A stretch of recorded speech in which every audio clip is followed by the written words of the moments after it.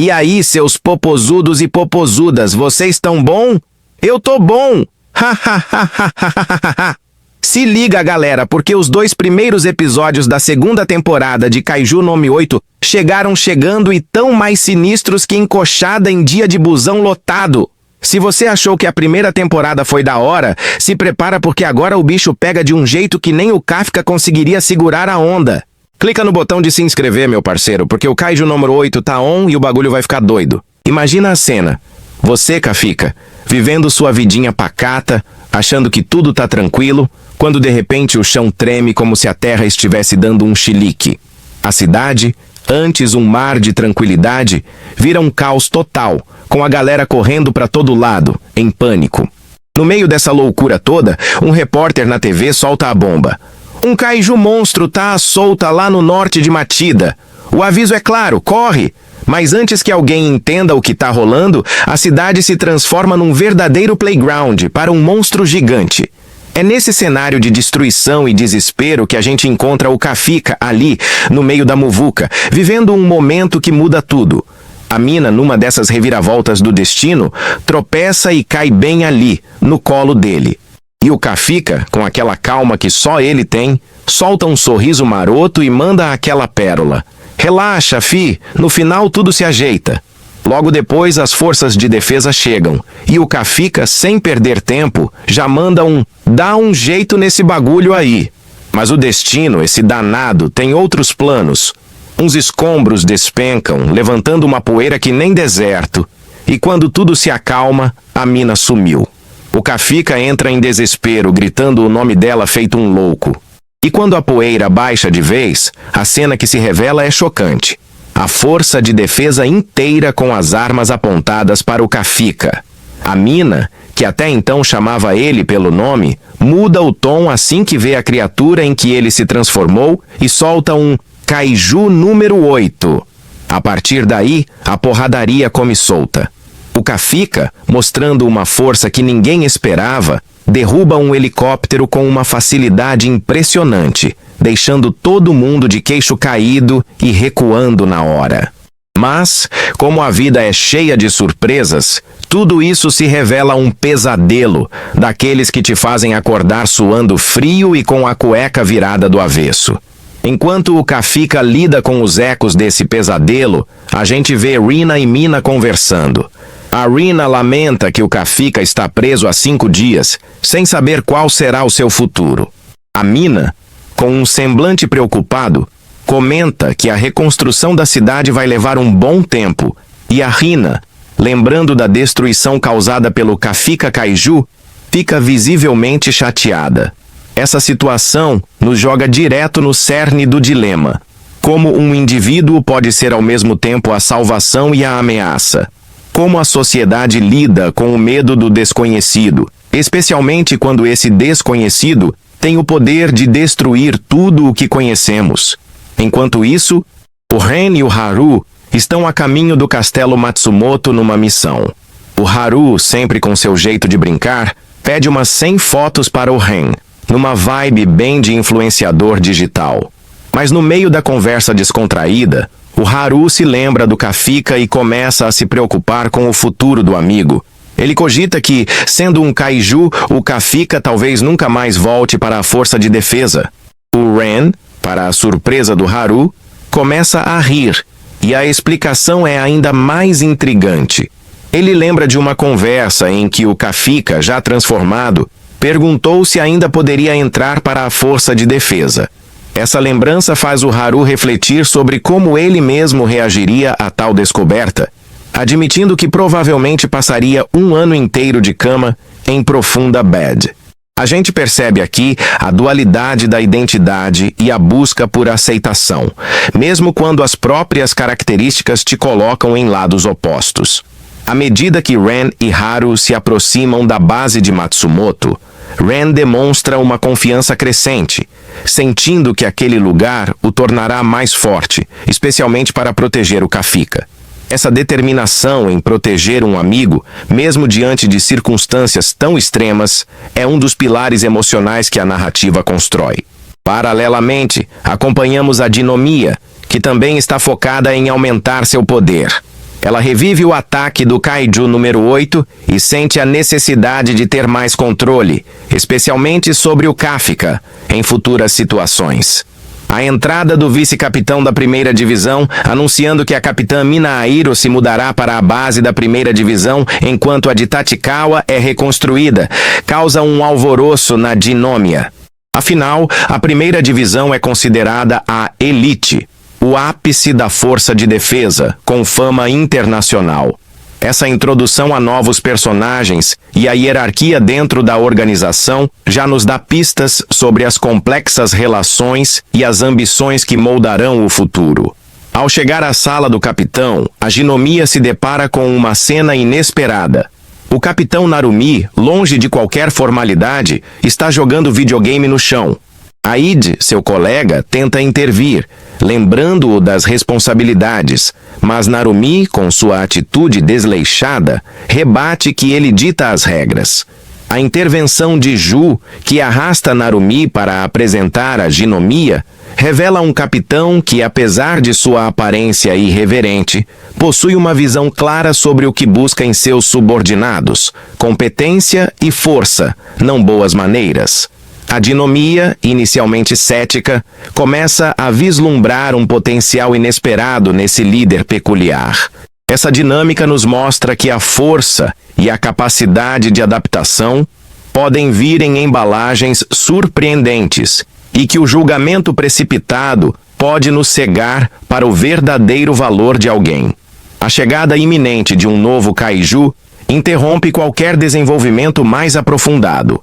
Narumi e Jinomiya são lançados em ação, e a eficiência com que a força de defesa opera, desviando o monstro e protegendo civis, impressiona Jinomiya.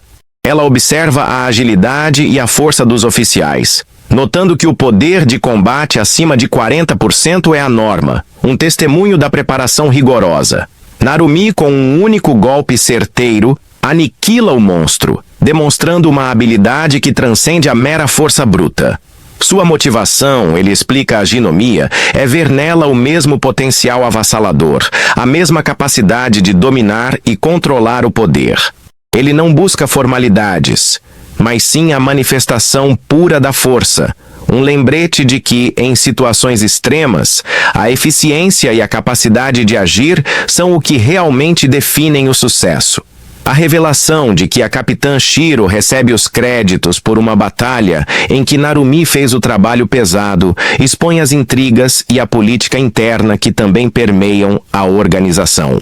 A insistência de Narumi em ser reconhecido por seu trabalho, mesmo que de forma informal, ressalta a importância da valorização individual em qualquer estrutura.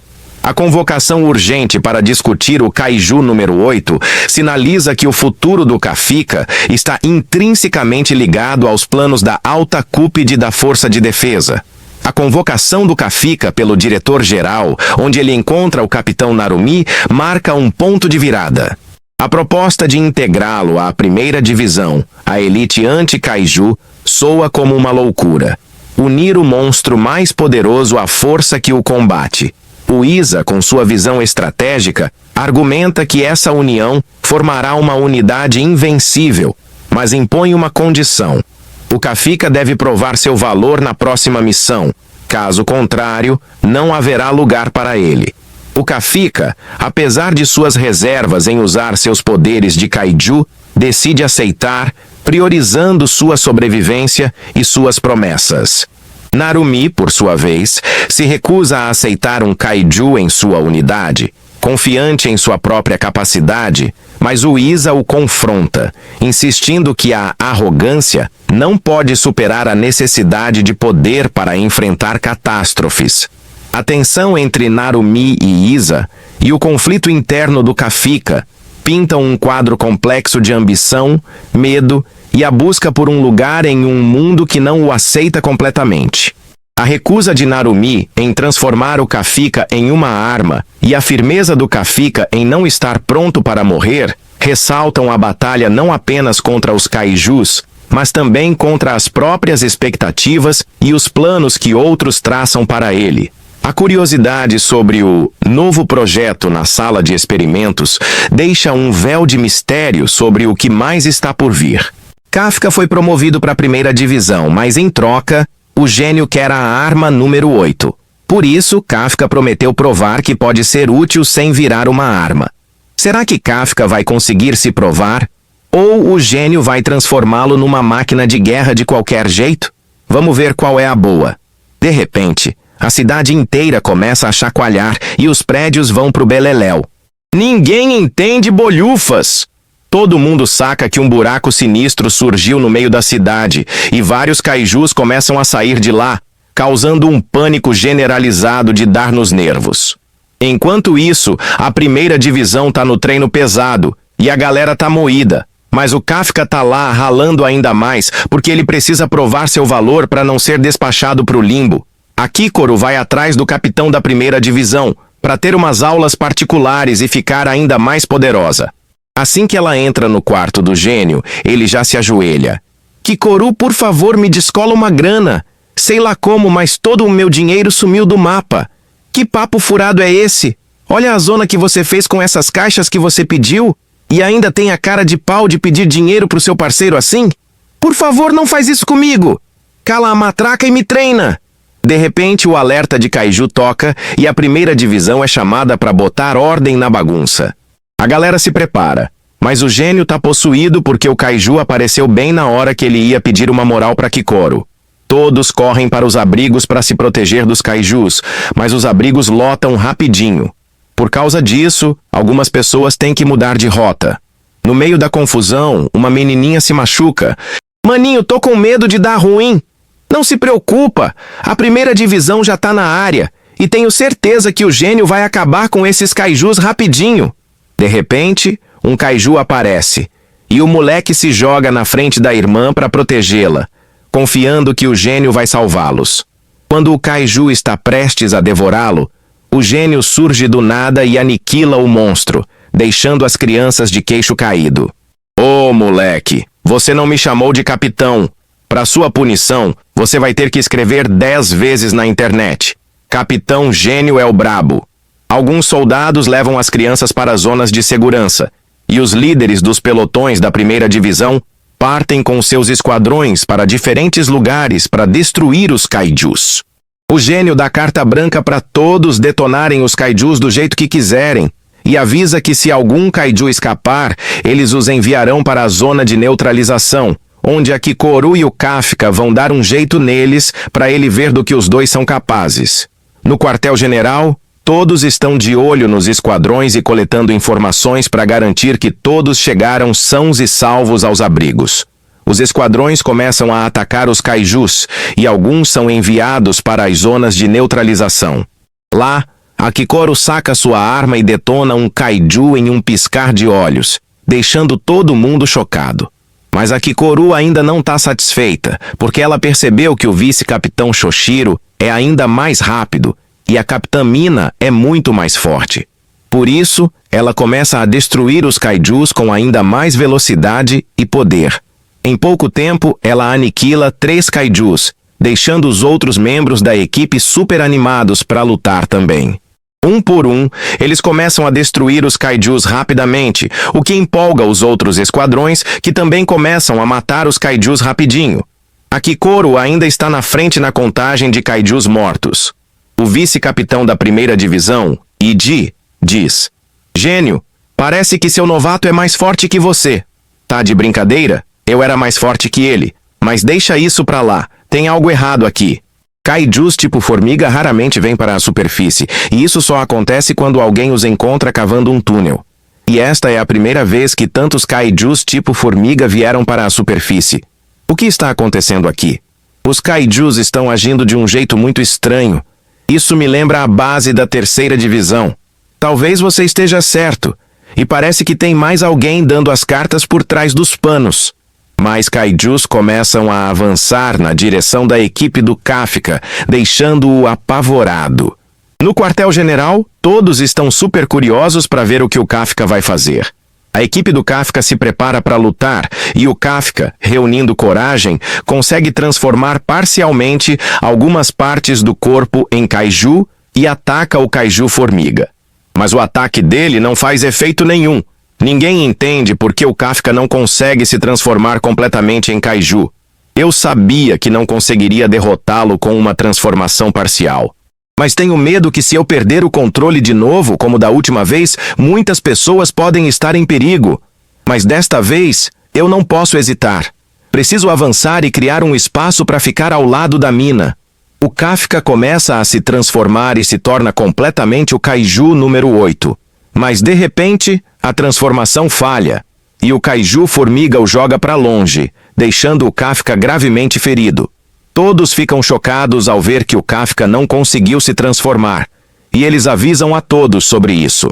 De repente, no local onde a equipe do Kafka está, eles começam a receber uma leitura de um novo Kaiju, que é tão poderoso quanto o Kaiju número 8. O chão sob o Kafka se quebra, e um Kaiju Formiga sai de lá, que na verdade está sendo controlado pelo Kaiju número 9. Todos ficam muito chocados ao ver isso. O Kaiju número 9 diz: "Eu vim aqui porque senti a presença do Kaiju número 8, mas ele não está aqui." Espera um pouco.